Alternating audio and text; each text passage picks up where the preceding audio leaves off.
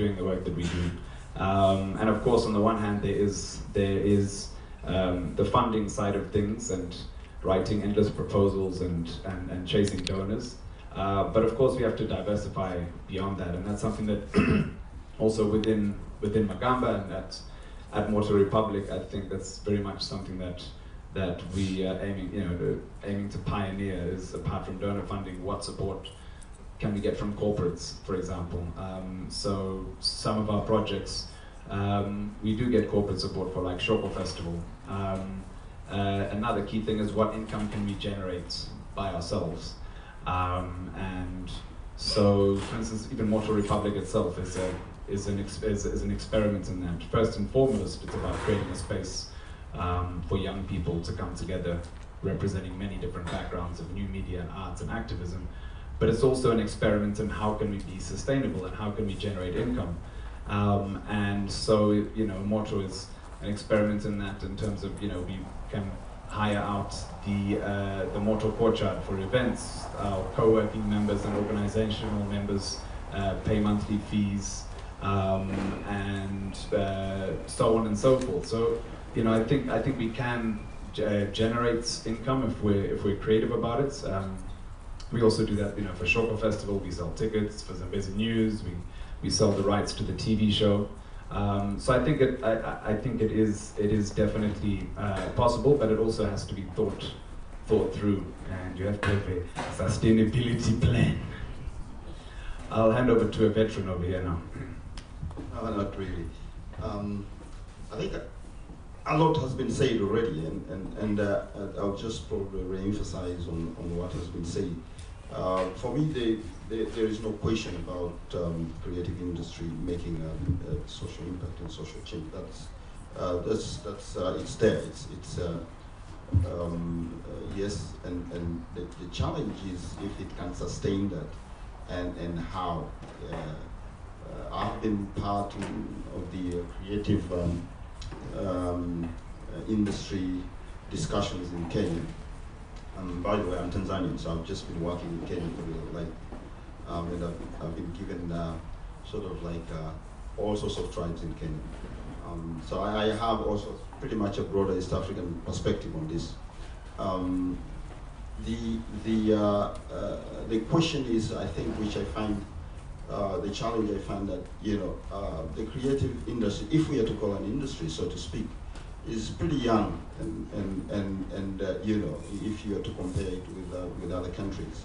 So there are huge challenges, and I don't think that for an industry to grow sustainably and exponentially, there needs to be multiple efforts, and these are not necessarily just from the creative industry.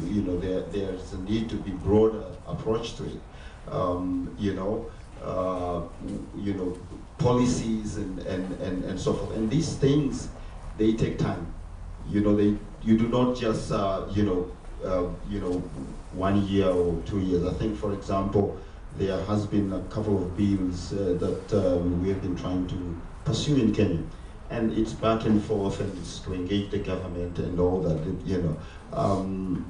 So it has to be looked at from a broader perspective. And I think sometimes we artists are actually very, we lack patience. We just want to come, in the scene and make money and party and all that. Well, the reality is very different. I mean, it took us 7 years before we got a broadcaster that would actually say, okay, we'll take you on. And it's always back and forth.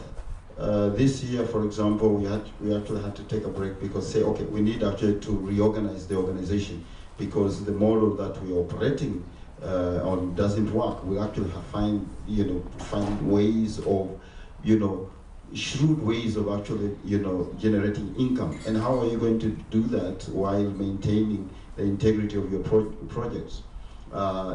It's difficult.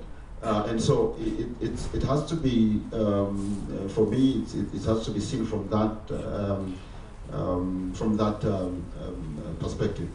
But just also to emphasize what Fungai said, I think I totally agree with her that you need when you have a much freer environment, it allows also you to think broadly. And I think in Kenya, that's one advantage that we've had. I mean, we were never worried about our project. We were very clear that, look, we will actually retain the editorial policy, and we'll say that's how you're going to work with us. And because there was that freedom that existed, I mean, the broadcaster said, look, come on board. The things are different. For example, we have been trying to work in Nigeria, for example. It's extremely difficult to work with the media there. It's extremely, in fact, they are completely flabbergasted that how do you guys work in Kenya? And now you can imagine if that opportunity was there for broadcasters actually to take on projects like ours. I mean, in the end, we had to do everything that we are doing for Lagos in Nigeria. We managed to work with 4 writers, so we could Skype and work with them. But these are challenges that are there, and I think it will take time to overcome for the industry to really to make an impact. I don't think it is something that probably we're going to see tomorrow, next year. But for the industry to get for the creative industry to make an exponential impact, it will take time. Okay, Fungai just wants to add on. And I think also one thing that we see in Zimbabwe that is, like I said, entertainment, and what's been raised, humor and satire, are becoming more and more of a currency in this country. And I think it reflects the kind of ways that we relate to our situation right now, with humor or laughing it off, or saying, oh, that like even the example you just gave about 2008. And that's the currency that right now is very viable. But just to go back to how to get other aspects to become as viable or to become as interesting to people, because you have to look at as well what we're reading in our media, mainstream media, which is politics all the time, factionalism, he said, she said, and how to get people to actually want to engage with things from a point of humor, but also from a critical perspective. And that's, I think, something that's sorely lacking right now in Zimbabwe. Okay, thank you, everyone. Does anybody have any questions? Because I have several, and I'm really just trying to go to town with this. Okay, so we're gonna be having lunch in about 20 minutes. So just, hold on tight. We're almost done. And I will start off the questions, and if at any point someone has something to say, hands up, I will look them up. Okay, cool. So just sort of feeding off of what Fungai was saying, but sort of going, okay, so on the social transformation bit, I just wanted to basically get a couple of viewpoints on how we deal with accountability in what we're calling social transformation, just based off of the fact that on the stage there's one woman. Just how are we accountable in what we're calling social transformation, even in our creativity? What mechanisms do we have in place to ensure that we're not just being the man but young? And also in terms of creating content, how are we certain that we're creating humor and satire that is actually funny and not oppressive? Who are we consulting in these types of things? Are these things that we're taking into consideration? First, Joe, there were 2 questions there. So firstly, with regards to the makeup of those doing the talk, we had also asked Delta to be part of the panel, and Natasha from Mobile Community Zimbabwe. Unfortunately, neither of them could join us. So no, we do represent for gender, but and in terms of how how do we make if it's our satire, how do we make it make sure it's inclusive? I think it's definitely a really important point when we're doing satire, when we're doing humor, is that satire has to be used as a weapon against the powerful and not against the powerless. And that was, for instance, a big critique of Charlie Hebdo in France, was that it's a satirical magazine by mainly middle-class white men that, of course, attacked a lot of things that should be attacked, like, you know, the rise of the right wing in France and religion, but also went overwhelmingly against the Islamic religion. And considering that Muslims in France are a very marginalized community, there's really no point attacking people who are already marginalized by society. And I think that's something that has to be also taken on board in the satire that we do, and I'm sure that that Buni Media do too, is also trying to consciously make sure that, you know, we are going after the powerful and not attacking those on the margins. So even with, you know, we had to do introspection even for our new season that's yet to be released, season 4, that we shot of Zambezi News and will soon be released, is like saying, okay, how can we make it more representative and have lead female characters? How can we deal with burning social issues like homosexuality from a progressive point of view? And so we, you know, we thought about that before we even started writing the script, and you will see that now in season 4 there are 2 fantastic new women newscasters.